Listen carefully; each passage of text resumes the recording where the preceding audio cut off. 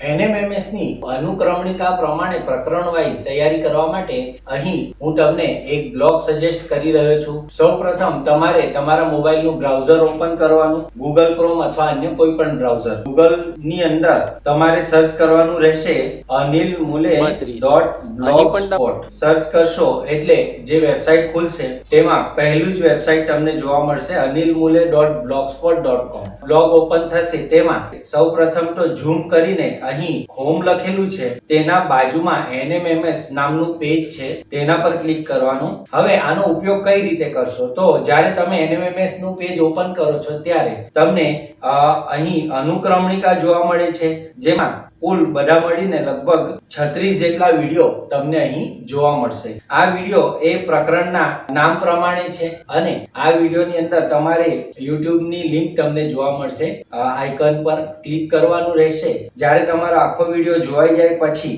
Online test આપી શકો.